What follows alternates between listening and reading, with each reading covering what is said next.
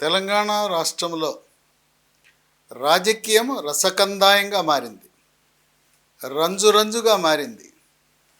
ఈసారి అసెంబ్లీ సాక్షిగా, తదుపరి నీటి ప్రాజెక్టుల సాక్షిగా బీఆర్ఎస్, కాంగ్రెస్ ఈ రెండు పార్టీలు హోరాహోరీగా డి అంటే డి, సై అంటే సై అనే విధంగా రెండు పార్టీలు ఇద్దరూ కూడా ఒకే ముహూర్తం పెట్టారు. ఫిబ్రవరి 13 సాయంత్రము 4 నుంచి 6 గంటల మధ్యలో. దీనివల్ల నష్టపోయేది ఎవరంటే బీఆర్ఎస్ పార్టీయే. ఎలక్ట్రానిక్ మీడియా కానీ, వార్తాపత్రికలు కానీ ఎవరు అధికారం ఉంటే వాళ్ళకి జూ హుజూర్ అంటారు, వాళ్ళ అడుగులకు మడుగులు ఒత్తుతారు. నిన్న మొన్నటి దాకా కేసీఆర్ గంటల తరబడి పత్రికా సమావేశాలు మాట్లాడినా, అసంబద్ధమైన విషయాలు మాట్లాడినా, గంట 2 గంటలు 3 గంటలు లైవ్లు ఇచ్చిన ఛానల్స్ ఇవాళ 1 నిమిషము 2 నిమిషాలు 3 నిమిషాలు ఇవ్వటానికే ఆపసోపాలు ప్రసవ వేదనలు పడుతున్నాయి. ఇక తెలంగాణ వాళ్ళ సొంత channel, BRS TRS party channel, సొంత పత్రిక మినహాయించి కేసీఆర్ ఎంత మొత్తుకున్నా, హరీష్ రావు కేటీఆర్ గీ పెట్టినా, వాళ్ళు మాట్లాడిన విషయాలు ప్రజల్లోకి తీసుకువెళ్ళే సోషల్ మీడియా కానీ, ఎలక్ట్రానిక్ మీడియా కానీ, పత్రికలు కరువు అవటం వల్ల బీఆర్ఎస్ మనుగడ సాగించడం చాలా కష్టము. ఈ రోజున పోటాపోటీగా పెట్టిన సమావేశాలు అక్కడ నల్గొండ జిల్లాలో బహిరంగ సభ. ఆ నల్గొండ జిల్లాలో బహిరంగ సభ అక్కడ ఉండే 12 అసెంబ్లీ సీట్లలో 11 కాంగ్రెస్ పార్టీ కైవసం చేసుకుంది. ఒక్క సీటు మాత్రం సూర్యాపేటలో గెలిచారు. బలము లేని చోట అక్కడ ఇప్పటికే అందరూ పార్టీలు ఉన్నవాళ్ళు కూడా బీఆర్ఎస్ పార్టీ నుంచి కాంగ్రెస్ పార్టీకి గోడలు దేకడానికి సిద్ధమయ్యారు, కొంతమంది దూకేశారు. వీళ్ళు కాంగ్రెస్ ప్రభుత్వం వ్యూహాత్మకంగా కేసీఆర్ కృష్ణానదిపై ప్రాజెక్టుల గురించి మాట్లాడుతుంటే మేమేం తక్కువ తిన్నామా, మేము గోదావరి గురించి మాట్లాడతాం. గోదావరిపై ఇక్కడ కేసీఆర్ చేసిన పని అది ఒక రకంగా అవినీతిలో గిన్నీస్ బుక్ ఆఫ్ రికార్డ్స్కి ఎక్కేస్తుంది. ఆ కాళేశ్వరం ప్రాజెక్టు అనవసరంగా దాన్ని చేపట్టి 30,000 కోట్లని మొదలుపెట్టి అంచెలంచెలుగా పెంచి దాన్ని 1,30,000 కోట్ల అంచనాకు పెంచి ఇప్పటికే 95,000 కోట్లు ఖర్చు పెట్టేశారు. ఇంతవరకు ప్రపంచ దేశాల్లో నిర్మాణము జరిగిన 3 సంవత్సరాలలో ప్రాజెక్టు కుంగిపోవటం అనేది ఏ దేశంలో కూడా జరగలేదు. ఆనాడు కట్టిన శ్రీశైలం, నాగార్జున సాగర్ ఇటువంటి ప్రాజెక్టులు రాయిలా ఉన్నాయి. ఇది 3 ఏళ్లన్నా దాటకముందే మేడిగడ్డ ప్రాజెక్టు కుంగిపోవటం. ఇదే పరిస్థితుల్లో ఎగువనున్న సుందిళ్ళ, అన్నారం ప్రాజెక్టుల గతి కూడా అంతే అంటున్నారు.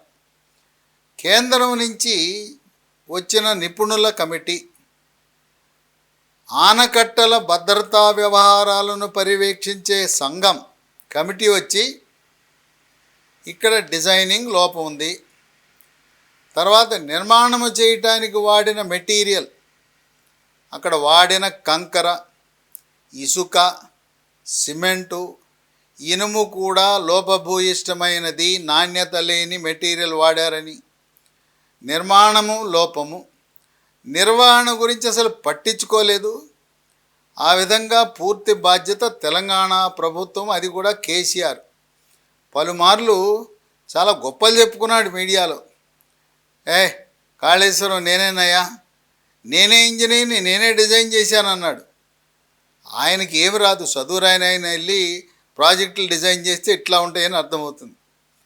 అసలు గత ప్రభుత్వాలు, తెలుగుదేశం ప్రభుత్వమైనా కాంగ్రెస్ ప్రభుత్వమైనా ప్రాణహిత చేవెళ్ళ అనే ప్రాజెక్ట్ని 30,000 కోట్లతో పూర్తి చేయాలనే సంకల్పంతో ఉంటే కమిషన్లకు కక్కుర్తి పడి అక్రమ సంపాదన కొరకే కాళేశ్వరం ప్రాజెక్టు నిర్మించాడనే ఆరోపణలు కేసీఆర్పై ఉన్నాయి. October 21, 2023న project కుంగిపోయింది. కుంగిపోయినప్పుడు పెద్ద శబ్దంతో బాంబు పేలినట్ట కుంగిపోయింది. ఎవరో దుష్టశక్తులు అని చెప్పి ఎవరి మీదో నెపం నెట్టాలని ప్రయత్నించారు. కేంద్ర ప్రభుత్వ టీము ఈ టీఆర్ఎస్ ప్రభుత్వం యొక్క అవినీతిని బట్టబయలు చేశారు. అయినా retired engineering in chief Muralidhar ఆయన పదవీ విరమణ చేసి 10 ఏళ్ల వరకు ఈ ప్రభుత్వంలో కొనసాగటము కింద మతలబేంటి అని ప్రజలు ప్రశ్నిస్తున్నారు. ఈయన కేసీఆర్కి అడుగులకు మడుగులొత్తుతాడు. తన వాటా తనకు వచ్చేస్తుంది మురళీధర్కి.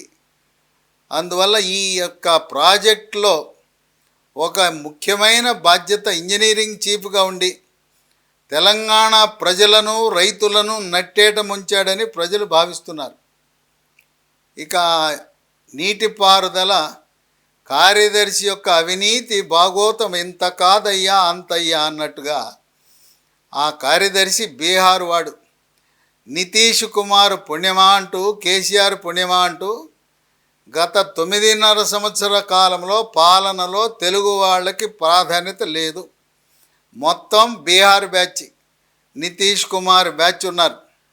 ఒక బీహార్ అధికారిని నీటిపారుదల కార్యదర్శిగా పెడితే ఆయన తన కుమార్తె పెళ్ళి ఆయన చేయలేదు, ఆయన భార్య చేయలేదు. ఒక కాళేశ్వరం ప్రాజెక్టు నిర్మించిన కాంట్రాక్టర్కి అప్పచెప్పేశాడు. ఇక నిజాం నవాబు గారి కుమార్తె ఏ విధంగా పెళ్లి జరుగుతుందో ఈయన కుమార్తె యొక్క వివాహము 50 కోట్ల రూపాయలు ఖర్చు పెట్టి కాంట్రాక్టరే పెళ్లి చేశాడు. ఫలక్నుమా ప్యాలెస్లో పెళ్ళి, నగరంలో ఉండే ఈ 5 స్టార్ హోటల్లో బస. అవన్నీ అవినీతి భాగోతం అంతా కూడా బయటకు వచ్చింది. కేంద్ర హోంశాఖ ఇప్పటికే గతంలో కాళేశ్వరం ప్రాజెక్టు నిర్మాణ సమయంలో ఉన్న నీటిపారుదల కార్యదర్శిపై లోతైన విచారణ జరిపి ఆయనపై తగు చర్యలు తీసుకోమని రాష్ట్ర ప్రభుత్వాన్ని ఆదేశించింది. ఇంతవరకు చర్యలు తీసుకోలేదు. ఆయన్ని ఎవ్వరూ తప్పించలేరు.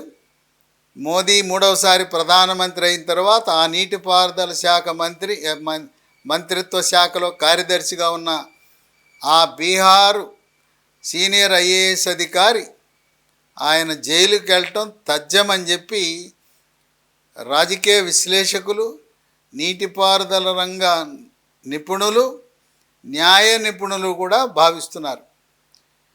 కాళేశ్వరం ప్రాజెక్టుకి మొత్తం అప్పులు తెచ్చి కట్టారు.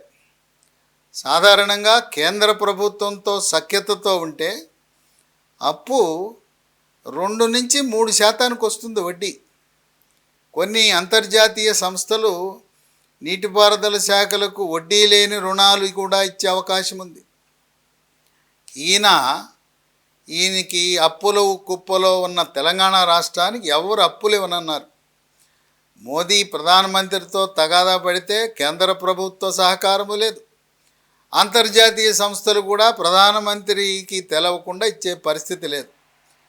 దిక్కుతోచని పరిస్థితిలో ఎక్కడ అప్పు పుట్టక ఈ కేసీఆర్ బ్యాంకుల దగ్గరికి 10.5% వడ్డీ సంవత్సరానికి.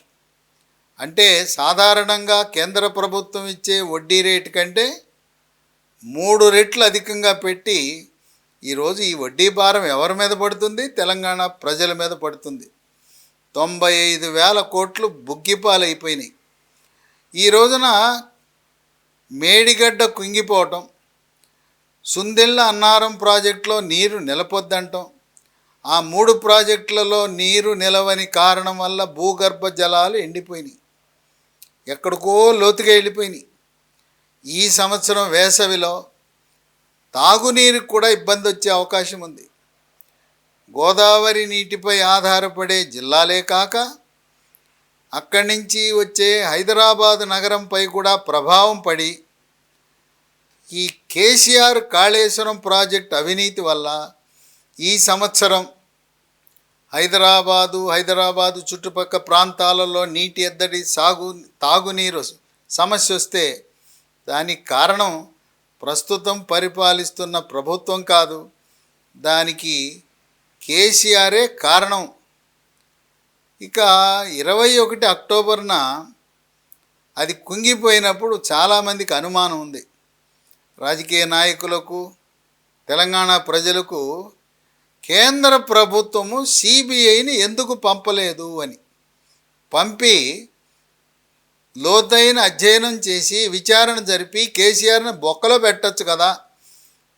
మామ ముఖ్యమంత్రి, అల్లుడు నీటిపారుదల శాఖ, తర్వాత కార్యదర్శి బీహారీ, ఈ ముగ్గురు కలిసి అడ్డంగా దోచుకున్నారనే ఆరోపణలు ఉన్నాయి. తెలివిగా కేసీఆర్ ఏం చేశాడంటే తెలంగాణ రాష్ట్రంలోకి సిబిఐ రాకుండా శాసనసభలో ఒక తీర్మానం చేశాడు. ఏమని?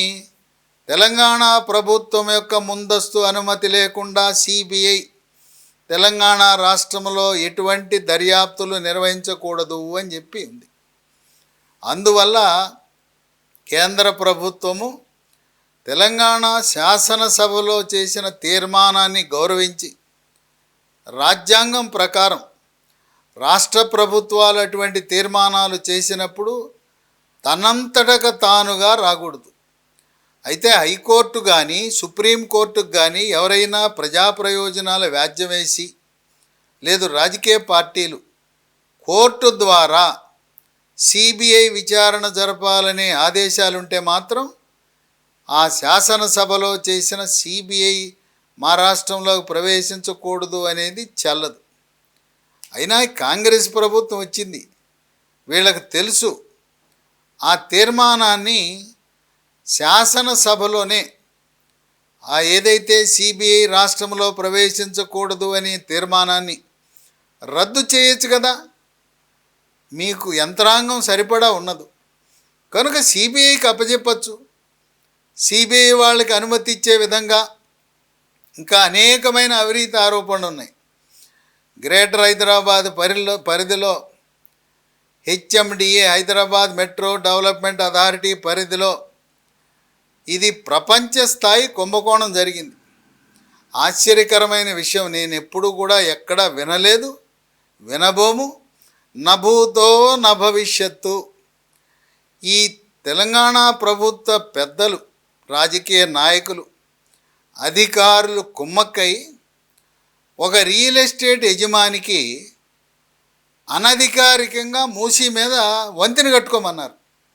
ఏదో కాలిబాటన వంతెన కాదు, కార్లు 2 వరుసల కార్లు వెళ్ళే వంతెన రాష్ట్ర ప్రభుత్వ అనుమతి లేకుండా హెచ్ఎండిఏ గ్రేటర్ హైదరాబాదు అధికారుల అనుమతి లేకుండా అనధికారికంగా ఒక పెద్ద బ్రిడ్జి మూసీ మీద నిర్మాణం చేశాడంటే ఇక్కడ 9.5 సంవత్సరాల వరకు ఇప్పటి వరకు జరిగింది ధృతరాష్ట్ర పాలన, గుడ్డి పాలన, అవినీతి పాలన, అక్రమ పాలన, అరాచక పాలన, నియంతృత్వ పాలన. కేసీఆర్ ఎవరిని కలవడు, మంత్రులని కలవడు, ఎమ్మెల్యేలను కలవడు, ఎంపీలను కలవడు, ఎవరిని కలవడు. ఆయన కేవలం సంతోష్ కుమార్, కవిత, కేటీఆర్, హరీష్ కుటుంబ సభ్యులనే కలుస్తాడు. ఈ కేసీఆర్కున్న అహంభావం నయా నిజాముని తలపించే విధంగా ఉందని ఈ రోజున తెలంగాణ ప్రజలు భావిస్తున్నారు. కేసీఆర్ యొక్క ఓటమి అది ప్రజలు పట్టుబట్టి కేసీఆర్ను ఓడించాలి, కేసీఆర్ని గద్దె దింపాలి. గద్దె దింపాలంటే ఆఖరి నిమిషంలో నవంబర్ వచ్చేసరికి వాళ్ళు కాంగ్రెస్ పార్టీనా బీజేపీనా ఎవరైతే దింపగలరని ఆలోచన చేశారు. ఇది కాంగ్రెస్ పార్టీ విజయంగా భావించకూడదు. మనం తెలంగాణ ప్రజలు కేసీఆర్ని గద్దె దింపాలి. ఎవరైతే ఆయన దింపే శక్తి ఉందని ఊహించుకున్నారు, ప్రజల్లో చూశారు. కాంగ్రెస్ పార్టీ అయితే కేసీఆర్ని గ్యారంటీగా గద్దె దింపగలదని చెప్పి తెలంగాణ ప్రజలు కాంగ్రెస్ పార్టీకి ఓటేసింది కాదు. అది కేసీఆర్ పోవాలి, ఒక నియంత పాలన పోవాలి, మళ్ళీ ఆ రోజున రజాకారుల పాలన, గడీల పాలన తలపించే విధంగా ఉంది కేసీఆర్ పాలన. కేసీఆర్ అనేక మంది పాత్రికేయులను అహంభావంతో, అహంకారంతో వాళ్ళని తిట్టడం, దూషించటం, అవమానపరచటం, అలాగే కొన్ని టీవీ ఛానళ్ళను కూడా నీ కథ తేలుస్తా, నీ సంగతి తేలుస్తానని ప్రజాస్వామ్యంలో అది 4వ స్తంభమైన ఈ మీడియాను కూడా బెదిరించి అదిరించి మీ అంతు చూస్తానని అనటం సమంజసమా? కనుక కేసీఆర్ సెల్ఫ్ గోల్ వేసుకున్నాడు. ఈరోజు సమాంతరంగా సమావేశం పెట్టి నల్గొండ జిల్లాలో బీఆర్ఎస్ పార్టీయే లేదు. నాయకులు అప్పటికే కొంతమంది గోడలు దూకారు, మిగతా వారు దూకటానికి కాంగ్రెస్ సిద్ధంగా ఉన్నారు. అక్కడ ఆపసోపాలు పడుతున్నారు. డబ్బులు ఇచ్చి, మందు పోసి, బిర్యానీ పొట్లాలు ఇవన్నీ పెట్టి తెచ్చినా అసలు అక్కడ సభ జరిగినప్పుడు ప్రజలకు వెళ్ళదు. ఎందుకంటే మీడియా వాళ్ళు కేసీఆర్ దగ్గరికి వెళ్ళాలంటే ఏమో కాంగ్రెస్ ప్రభుత్వానికి, రేవంత్ రెడ్డికి ఆయన కోపం వస్తుందని ఎందుకు వెళ్తారు? వెళ్ళరు. ఇంకోటి, ఈ కేసీఆర్ తెలంగాణ ప్రజలను అవమానపరిచే విధంగా ఆయన నిన్న శాసనసభలో సాగునీటి ప్రాజెక్టుల గురించి చర్చ జరుగుతుంటే నువ్వు ప్రతిపక్ష నాయకుడిగా ఉండి కుర్చీ ఖాళీ చేశాడు. అక్కడ కుర్చీలో ప్రతిపక్ష నాయకుడు లేడు. కేసీఆర్ శాసనసభకు వెళ్ళలేదు. ఆయన స్థానంలో మరొక ఎమ్మెల్యే వచ్చి కూర్చున్నాడు. నిన్న 12వ తారీఖు శాసనసభకు వెళ్ళటానికి సమయము లేని, ఓపిక లేని కేసీఆర్ నల్గొండ సభకు వెళ్ళటము ద్వారా తెలంగాణ ప్రజలను అవమానపరిచాడని చెప్పి కాంగ్రెస్ పెద్దలు, ప్రజలు కూడా భావిస్తున్నారు. నీది ఏదైనా ఉంటే కాళేశ్వరం ప్రాజెక్టు కుంగిపోయిన తర్వాత కేసీఆర్ నోటంబట ఒక్కసారి కూడా వివరణ అనేది రాలేదు.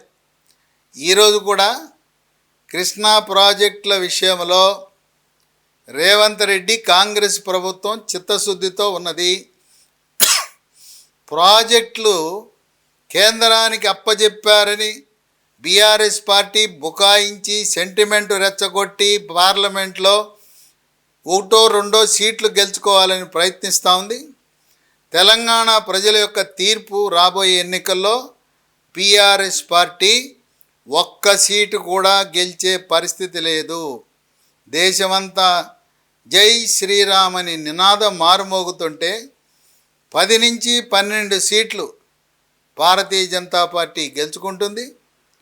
ఒక 3-4 సీట్లు కాంగ్రెస్ పార్టీకి వచ్చే అవకాశం ఉంది. ఖమ్మం, నల్గొండ, మహబూబాబాద్ ఈ 3 పార్లమెంట్ నియోజకవర్గాలు కాంగ్రెస్ గెలుచుకుంటుంది. ఎంఐఎంకి ఒకటి ఉంది. ఇక ఎంఐఎం విషయానికి వస్తే వాళ్ళు ఎప్పుడూ అధికార పార్టీకి అనుకూలంగా ఉంటారు. ఆది నుంచి ఎన్టీ రామారావు ఉన్నప్పటి నుంచి, చెన్నారెడ్డి ఉన్నప్పుడు, ముఖ్యమంత్రిగా ఉన్నప్పుడు నెల రోజుల పాటు నాదెళ్ల భాస్కరరావు ముఖ్యమంత్రి అయితే ఆ నాదెళ్ల భాస్కరరావు పంచం చేరారు ఎంఐఎం వాళ్ళు. చేరి అప్పట్లో ప్రైవేట్ మెడికల్ కాలేజీ లేవు ఉమ్మడి రాష్ట్రంలో. నాదెళ్ల భాస్కరరావు నెల రోజులు ముఖ్యమంత్రిగా ఉంటే డక్కన్ మెడికల్ కాలేజ్ తీసుకున్నారు. ఎవరికి అప్పుడు ప్రైవేట్ మెడికల్ కాలేజీ లేవు. ఆ ఒక్క డక్కన్ మెడికల్ కాలేజీ మీద 1984 నుంచి నేటి వరకు ఈ ఎంఐఎం పార్టీ వాళ్ళు వేల కోట్లు సంపాదించారు. ఆ విధంగా వాళ్ళదంతా వ్యాపారమే. ఎంఐఎం పార్టీ అంటే వ్యాపారం, వాళ్ళ వ్యాపార ప్రయోజనాలు. సంస్థలు అక్కడ బడాబాబులకు, ధనిక ముస్లిములకు తప్పనిచ్చి ఆటో డ్రైవర్లు, లేదంటే మోటార్ ఫీల్డ్లో ఉన్న పేద ముస్లింలకు వాళ్ళ మెడికల్ కాలేజ్ కానీ వాళ్ళ సంస్థల్లో సీట్లు అనేది ఇవ్వరు. క్రమేణా వాలకం చూస్తుంటే ఎంఐఎం పార్టీ కేసీఆర్ని టీఆర్ఎస్ని వదిలేసి కాంగ్రెస్ పార్టీతో జతకట్టే పరిస్థితి కనపడుతూ ఉంది. వాళ్ళు గతంలో కాంగ్రెస్ పార్టీతో మిత్రులు, కాంగ్రెస్ కూడా చక్కటి వాతావరణం కల్పిస్తున్నారు. ప్రోటెం స్పీకర్గా అత్యంత సీనియరు, వయస్సు పరంగా పెద్దవాడు పోచారం శ్రీనివాసరెడ్డిని ప్రోటెం స్పీకర్గా పెట్టకుండా అక్బరుద్దీన్ ఓవైసీని ఎప్పుడైతే పెట్టారో ఎంఐఎం పార్టీ వాళ్ళని దూవుతున్నారు. ఎంఐఎం పార్టీ వాళ్ళని దూవి త్వరలో గ్రేటర్ హైదరాబాదులో ఇప్పటికే 20 మంది కార్పొరేటర్లు కాంగ్రెస్ పార్టీకి బీఆర్ఎస్ టీఆర్ఎస్ నుంచి గోడలు దూకటానికి సిద్ధం. త్వరలో బీఆర్ఎస్ మేయరు విజయలక్ష్మి కేశవరావు కుమార్తె, ఆమె పదవిని కోల్పోయిన ఆశ్చర్యము లేదు. ఎంఐఎం ఈ కార్పొరేటర్లందరూ కూడా కాంగ్రెస్ పార్టీకి జంప్ చేసి వచ్చిన కార్పొరేటర్లు కలిస్తే త్వరలో ఒక ముహూర్తం పెట్టి రాబోయే 2 సంవత్సరాలు కాంగ్రెసు ఎంఐఎం కలిసి గ్రేటర్ హైదరాబాదుని పరిపాలించబోతున్నాయని విశ్లేషకులు భావిస్తున్నారు. అక్కడ సంకేతాలు కూడా అలాగే ఉన్నాయి. గతంలో మేయర్గా పనిచేసిన బొంతు రామ్మోహన్, ఆయన లాంటి వ్యక్తులు కూడా ఉద్యమకారుడు, యువకుడు, మేయర్గా పనిచేశాడు. ఉప్పల్ బీఆర్ఎస్ సీట్ ఆశించాడు, ఆయనకి పరాభవం జరిగింది. బొంతు రామ్మోహన్ పార్టీలో కాంగ్రెస్ పార్టీలో చేరి నాకు సికింద్రాబాద్ సీటు కానీ అలా మల్కాజిగిరి సీటు కానీ అడుగుతున్నాడు. ఆ విధంగా బీఆర్ఎస్ పార్టీకి భవిష్యత్తు లేదు. భవిష్యత్తు లేని పార్టీ ఏదో ఒక రకంగా బతికించుకునే ప్రయత్నం, ఉనికిని కాపాడుకునే ప్రయత్నం. ఇది బీఆర్ఎస్ పార్టీ అంటే ఒక లిమిటెడ్ కంపెనీలా నడుస్తూ ఉంది. కంపెనీలో డైరెక్టర్లు ఎవరంటే కేసీఆర్, కేటీఆర్, హరీష్ రావు, కవిత, సంతోష్, వీళ్ళే. ఇది ఒక కంపెనీలా నడుస్తుంటే ఆ కంపెనీలో ఉద్యోగులు లాంటి వాళ్ళు ఎమ్మెల్యేలు, ఎమ్మెల్సీలు, ఎంపీలు, మంత్రులు. కనుక ప్రజాస్వామ్యంలో ఇటువంటి కుటుంబ పాలన, వారసత్వ పాలన, నియంతృత్వ పాలన, అహంభావం ఇవన్నీ కూడా ఎవరు ప్రజలు సహించే పరిస్థితి లేదు. ఈ రోజున తెలంగాణ రాష్ట్రంలో ఎవ్వరూ కూడా పోయినాయి ఆ రోజులు. గతంలో కాలు మొక్కుతా బాంచను అనేవారు, అంటే కాలు మొక్కుతా బానిసను అని అనేవారు. ఈ రోజుల్లో ఎవ్వరు గ్రామాల్లో పట్టణాల్లో కూడా కాళ్ళు మొక్కుతా నేను బానిసను అనేవాడు కరువయ్యాడు. యువకులే కాదు, వృద్ధులు కూడా గతంలో కాళ్ళ మీద పడేవారు. ఇప్పుడు ఎవరు కూడా కాళ్ళ మీద పడే పరిస్థితి లేదు. కేసీఆర్ ప్రజలను మభ్యపెట్టడము, తప్పుదారి పట్టించటము, తప్పుడు సమాచారం ఇవ్వటము, మీడియాని దుర్వినియోగం చేసుకోవడంలో సిద్ధహస్తుడు. సెంటిమెంటును రెచ్చగొట్టి ప్రాజెక్టులు కేంద్ర ప్రభుత్వానికి అప్పజెప్పారనే అబద్ధాలు ప్రచారం చేసి పార్టీని బతికించుకోవాలనే ప్రయత్నం చేస్తున్నాడు. కాంగ్రెస్ ప్రభుత్వము తెలంగాణలో ప్రాజెక్టులు కేంద్ర ప్రభుత్వానికి అప్పజెప్పలేదు, అది అవాస్తవము. పైగా గమనించవలసిన విషయం, ప్రధానమంత్రి మోదీ తెలుగు రాష్ట్రాలను 2 కళ్ళులా చూస్తాడు, కుడి కన్ను, ఎడమ కన్ను. కుడి కన్ను ఆంధ్రప్రదేశ్ అయితే ఎడమ కన్ను తెలంగాణ రాష్ట్రం. ఈ రాష్ట్రాల్లో నివసించే వాళ్ళు, తెలంగాణ రాష్ట్రంలో 1 కోటి మంది ప్రజలు ఆంధ్ర ప్రాంతం నుంచి వలస వచ్చి 25% మంది ఇక్కడ ఉన్నారు. అన్న హైదరాబాద్, తమ్ముడు ఆంధ్రప్రదేశ్, అక్క హైదరాబాద్, చెల్లెలు ఆంధ్రప్రదేశ్. కనుక ఎవరు కూడా కేసీఆర్ సెంటిమెంటు, ఈయన ఆవేశాలు, సెంటిమెంటు రెచ్చగొట్టి ఏదో హల్చల్ చేయాలని ప్రయత్నిస్తున్నాడు. 29 నవంబర్ ఆ రాత్రి 30వ తారీఖు ఎన్నిక జరగాలి. కేసీఆర్కి సమాచారం వచ్చేసింది నిఘా వర్గాల ద్వారా. ప్రజలు కేసీఆర్ను ఓడిస్తున్నారు, కాంగ్రెస్కి ఓటేస్తున్నారని తెలిసి రాత్రికి రాత్రి సెంటిమెంటు రెచ్చగొట్టాలని ఈయనకి రాజకీయంగా శిష్యుడు జగన్మోహన్ రెడ్డి, రాజకీయ గురువు కేసీఆర్ శిష్యుడికి ఫోన్ చేశాడు. జగన్మోహన్ రెడ్డి, నువ్వు అక్కడ ప్రాజెక్టు మీదకి పోలీసులను పంపించు, నాగార్జున సాగర్ ప్రాజెక్టు మా భూభాగాన్ని ఆక్రమించు, ఒక 2,000 మందిని 3,000 మందిని పోలీసులను పంపించి నువ్వు అక్రమంగా మా అనుమతి లేకుండా నీ కుడి కాలువకి నీళ్లు విడుదల చేయమని ఆదేశాలు ఇచ్చాడు. రాత్రికి పోలీసులు దింపేశాడు జగన్మోహన్ రెడ్డి. గేట్లు ఎత్తేశారు, నీటి విడుదల చేశారు. అంటే ఏంటంటే నీటి తగాదాలు వస్తాయి అని చెప్పి ఆంధ్ర ముఖ్యమంత్రి, ఆంధ్ర ప్రభుత్వం మన జలాలను అక్రమంగా తరలించుకుపోతున్నారు, మన ప్రాజెక్ట్ని వాళ్ళ పోలీసులు కబళించేశారని ప్రజలకు సంకేతం ఇచ్చి సెంటిమెంటు రెచ్చగొట్టి ఏదో రకంగా గెలవాలని ప్రయత్నించాడు.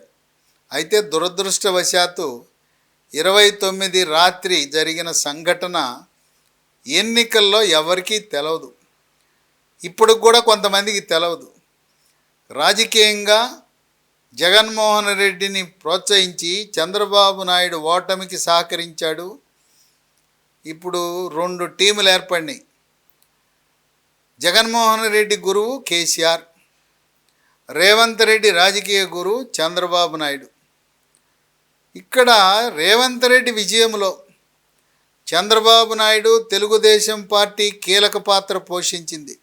అది నేను చెప్పటం కాదు, మంత్రిగా ఉన్న పొంగులేటి శ్రీనివాసరెడ్డి ఈరోజు మంత్రి అయిన తర్వాత ఖమ్మం వెళ్ళి, ఖమ్మంలో తెలుగుదేశం పార్టీ కార్యాలయానికి వెళ్ళి అక్కడ హృదయపూర్వకంగా తెలుగుదేశం నాయకులను, కార్యకర్తలను, ఎన్టీఆర్ అభిమానులను వాళ్ళని అభినందిస్తూ ధన్యవాదాలు తెలియజేస్తూ ఆయన చంద్రబాబు నాయుడుకు కూడా పత్రికాముఖంగా ఖమ్మం, నల్గొండ జిల్లా, తెలంగాణ జిల్లాల్లో తెలుగుదేశం పార్టీ మాకు మద్దతు ఇచ్చి ఈ గెలుపుకి మీది కూడా భాగస్వామ్యం ఉందని బహిరంగంగా ప్రకటించాడు. అందువల్ల రేవంత్ రెడ్డి రాజకీయ గురువే కాకుండా వాళ్ళ అధికారంలోకి రావటానికి ప్రత్యక్షంగా కాకపోయినా పరోక్షంగా, ముఖ్యంగా నల్గొండ, ఖమ్మం జిల్లాలో ఇంత భారీ మెజారిటీలు రావటానికి తెలుగుదేశం పార్టీ మద్దతే కారణమని విశ్లేషకులు భావిస్తున్నారు. రేవంత్ రెడ్డి తెలంగాణ ముఖ్యమంత్రి. రేపు జరగబోయే పార్లమెంట్ ఎన్నికలతో పాటు ఆంధ్రప్రదేశ్లో శాసనసభ ఎన్నికలు జరిగితే ప్రస్తుత పరిస్థితుల్లో జనసేన, తెలుగుదేశం పార్టీ, బీజేపీ పొత్తులో ఉన్నాయి. ఆ కూటమి ఘన విజయం సాధించబోతూ ఉంది. 2014లో గెలిచిన విధంగా చంద్రబాబు నాయుడు ముఖ్యమంత్రి కాబోతున్నాడు. చంద్రబాబు నాయుడు ముఖ్యమంత్రిగా ఆంధ్రప్రదేశ్లో, రేవంత్ రెడ్డి తెలంగాణలో ఉంటే చక్కగా సఖ్యతతో ఎవరికీ నష్టం లేకుండా ఉభయతారకంగా ఈ నీటి వాటాలు, పంపకాలు ప్రాజెక్టుల వారీగా జరుగుతాయి. ప్రధానమంత్రి మోదీ కూడా ఆలోచించి ఇప్పటివరకు మనకి కృష్ణా నదిపై నియమించిన ట్రిబ్యునల్స్ అన్నీ కూడా 3 రాష్ట్రాలకు సంబంధించిన ట్రిబ్యునల్, కర్ణాటక, మహారాష్ట్ర, ఉమ్మడి ఆంధ్రప్రదేశ్కి సంబంధించిన ట్రిబ్యునల్లే. ఆంధ్రప్రదేశ్కి బచావత్ ట్రిబ్యునల్ మనకి 811 టీఎంసీల నీటిని ఇవ్వటం జరిగింది. 11లో ఏ ప్రాజెక్టుకి ఎన్ని టీఎంసీల నీరు ఇవ్వాలనేది ఎక్కడ విభజన లేదు. తర్వాత తెలంగాణ రాష్ట్రం కేసీఆర్, కేంద్ర ప్రభుత్వం మీకు 299 ఇస్తాం తీసుకోమంటే సరే అని బుర్రూపొచ్చాడు. ఆయన ముఖ్యమంత్రిగా ఉన్న 9.5 సంవత్సరాలు కేసీఆర్ 299 టీఎంసీలకు అంగీకరించారు, లిఖితపూర్వకంగా రాసిచ్చారు. 512 టీఎంసీలు ఆంధ్ర ప్రాంతానికి, ఆంధ్రప్రదేశ్కి వెళ్తాయి. ఇప్పుడు తెలంగాణలో ఉండే రైతులు మాకు 299 చాలవు, ప్రాజెక్టుల వారీగా నీటి కేటాయింపులు జరపాలి, ఈ 299, 512 కాకుండా ఆ ఉమ్మడి ఆంధ్రప్రదేశ్ కేటాయించిన 811 ప్రాజెక్టుల వారీగా కేటాయించమని కోరుతున్నారు రైతులు. దానికి ప్రధానమంత్రి మోదీ చక్కగా స్పందించి ఆయన ఒక కొత్త ట్రిబ్యునల్ని నియమించాడు. ట్రిబ్యునల్ బాధ్యత ఏంటంటే కర్ణాటక, మహారాష్ట్రతో సంబంధం లేకుండా ఉమ్మడి ఆంధ్రప్రదేశ్కి ఇచ్చిన 811 టీఎంసీలు, తెలంగాణలో ఉండే ప్రాజెక్టులు, ఆంధ్రప్రదేశ్ ప్రాజెక్టులలో వీళ్ళ వాదనలు విని ప్రాజెక్టుల వారీగా కేటాయింపులు ఇప్పుడు జరగబోతున్నాయి. కనుక కేసీఆర్ ఎన్ని సెంటిమెంట్లు రెచ్చగొట్టాలని ప్రయత్నించినా విఫలయత్నమే. 39 మంది ఎమ్మెల్యేలలో 30 మంది గోడలు దూకి కాంగ్రెస్ పార్టీలో చేరబోతున్నారు. పార్లమెంట్ ఎన్నికల్లో ఒక్క సీటు కూడా గెలిచే అవకాశము టీఆర్ఎస్ బీఆర్ఎస్కి లేదు. ఈ బీఆర్ఎస్ పార్టీని ఎందుకయ్యా పేరు మార్చావు, మనకు శని చుట్టుకుందని కార్యకర్తలు శ్రేణులు భావిస్తున్నారు. అది విన్న కేసీఆర్, సరే కార్యకర్తలు బీఆర్ఎస్ అంటే మనకి శని పట్టుకుంది, టీఆర్ఎస్ కావాలంటున్నారు, పేరు కూడా మార్చే పరిస్థితి ఉంది. ఎన్ని ఆపసోపాలు పడినా పిల్లి మొగ్గలేసినా ఈ బీఆర్ఎస్ పార్టీ రాబోయే పార్లమెంట్ ఎన్నికల్లో 0, 2028లో నియోజకవర్గాల పునర్విభజన జరుగుతుంది. 119 సీట్లలో 153 సీట్లు అవుతాయి. బౌండరీలు మారుతాయి. తర్వాత 33% మహిళా రిజర్వేషన్లు అమలవుతాయి. ఇప్పుడున్న పరిస్థితుల్లో కేసీఆర్ రోజురోజుకి ఆయన ఆరోగ్యం సహకరించదు, వృద్ధాప్యం మీదపడుతుంది. అందువల్ల బీఆర్ఎస్ పార్టీకి మనుగడ లేదని చెప్పి పెద్ద ఎత్తున కాంగ్రెస్ పార్టీలో చేరటానికి గ్రామ, మండల, నియోజకవర్గ, జిల్లా, రాష్ట్ర స్థాయి నాయకులు క్యూలు కడుతున్నారు. ఇప్పుడున్న టీఆర్ఎస్ బీఆర్ఎస్ పార్టీలు ఉన్నదంతా కూడా తెలుగుదేశం పార్టీ నాయకులు.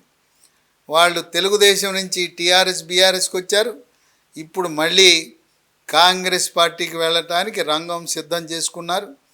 కనుక ఈరోజు నల్గొండలో జరగబోయే సభ అది ఒక విఫలయత్నమే. ఎందుకంటే మేడిగడ్డ దగ్గర శాసనసభ్యులు, శాసన మండలి సభ్యులు, మంత్రులందరూ సందర్శించిన తర్వాత ఉత్తమ కుమార్ రెడ్డి స్లైడ్లు చూపిస్తూ అక్కడ వివరాలు మేడిగడ్డ కాళేశ్వరం ప్రాజెక్టు గురించి సవివరముగా మీడియాతో పాటు ఎన్నికైన ప్రజాప్రతినిధులు కూడా వివరిస్తే ఇంకా ఈ బీఆర్ఎస్ పార్టీ అవినీతి పార్టీ, అరాచక అక్రమ పార్టీ అడ్రస్ లేకుండా పోతుందని విశ్లేషకులు భావిస్తున్నారు. కేసీఆర్కి రేవంత్ రెడ్డికి ఉన్న తేడా ఏంటంటే రేవంత్ రెడ్డి ఈనాటికి కూడా ఆయన విద్యార్థి దశలో ఏ విధంగా అందరితో సఖ్యతతో పిలిచినా పలికే వ్యక్తిగా ఆ విధంగా ఇలా కొనసాగుతున్నాడు. అహంభావం లేదు. రోడ్డు మీద నడుస్తూ ఉండగా ఎవరైనా మాట్లాడినా మాట్లాడతాడు. అతను నిజమైన ప్రజాప్రతినిధిగా ప్రజలకు, నాయకులకు అందుబాటులో ఉన్నాడు.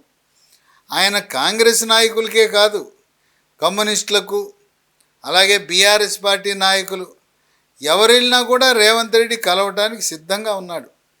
అలాగే ఏదైనా విషయ పరిజ్ఞానం లేకపోతే అతను మంత్రిగా పనిచేయలేదు, చిన్న వయసులో ముఖ్యమంత్రి అయ్యాడు. అందువల్ల ఆ పార్టీలో ఉన్న గతంలో భారీ నీటిపారుదల శాఖ నిర్వహించిన కడియం శ్రీహరి, తుమ్మల నాగేశ్వరరావు లాంటి అనుభవజ్ఞులు ఉన్నారు. అందువల్ల రేవంత్ రెడ్డి చక్కగా అహంభావం లేకుండా పాలన సాగించటం, వీళ్ళు బీఆర్ఎస్ పార్టీ వాళ్ళు ఈయన 3 నెలల్లో కూలిపోతుందని శాపనార్థాలు పెట్టినా కాంగ్రెస్ పార్టీ కూలదు, కాంగ్రెస్ పార్టీ ప్రభుత్వం కొనసాగుతుంది. బీఆర్ఎస్ పార్టీ మాత్రం తెలంగాణలో తెలుగుదేశం పార్టీ ఏ విధంగా దాదాపు కనుమరుగైందో ఇక్కడ బీఆర్ఎస్ పార్టీ కూడా 2028 ఎన్నికల నాటికి అదే పరిస్థితి వస్తుందని విశ్లేషకులు భావిస్తున్నారు. ఇంకా కూడా కేసీఆర్, హరీష్ రావు బుకాయించి తప్పుడు సమాచారంతో ప్రజలను తప్పుదారి పట్టిద్దామనే ఆ విషయాన్ని మానుకోవాలి. ఈరోజు కాళేశ్వరం ప్రాజెక్టులో జరిగిన అవినీతి వల్ల ప్రతి తెలంగాణ పౌరుడు నెత్తి మీద 3 లక్షల అప్పు ఉన్నదని గమనించాలి. అప్పుడే జన్మించిన శిశువు, తెలంగాణ శిశువు అతనికి చెప్పవలసింది ఏంటంటే, ఒరే నువ్వు పుట్టావు, నీవు 3 లక్షల అప్పు ఉందిరా, నువ్వు నీ డబ్బు 3 లక్షలు కట్టాలి, అప్పున్నావు బ్యాంకులకని చెప్పవలసిన దుస్థితి ఏర్పడింది. కనుక ఇప్పటికైనా టీఆర్ఎస్ పార్టీ వాళ్ళు హుందాగా ప్రవర్తించడం, తప్పుడు సమాచారం ఇవ్వటం మానుకోవాలని విశ్లేషకులు భావిస్తున్నారు. శాసనసభకు వెళ్ళటం, శాసనసభ అంటే దేవాలయం లాంటిది. దేవాలయం లాంటి శాసనసభకు వెళ్లకుండా, అడ్రస్సు లేకుండా ఓడిపోయి అక్కడ బలము లేని నల్గొండ జిల్లాలో నేను ఉన్నాను, ఇంకా బీఆర్ఎస్ పార్టీ జెండా పీకేయలేదని నిరూపించుకోవటం కోసం, ఉనికి కోసం నల్గొండలో సభ పెట్టి ప్రజలను తప్పుదారి పట్టించాలని ప్రయత్నించిన ప్రజలు అమాయకులు కాదు. ఆనాటి నిరక్షరాస్యులు, కాళ్ళు మొక్కుతా బానిసననే వ్యక్తులు ఈ రాజ్యం కాదు. ఇప్పుడు నేటి యువత, రైతులు చదువుకుని విషయ పరిజ్ఞానంతో ఉండటం వల్ల కేసీఆర్ పప్పులు ఇక ఉడకవు అని చెప్పి ప్రజలు, విశ్లేషకులు భావిస్తున్నారు.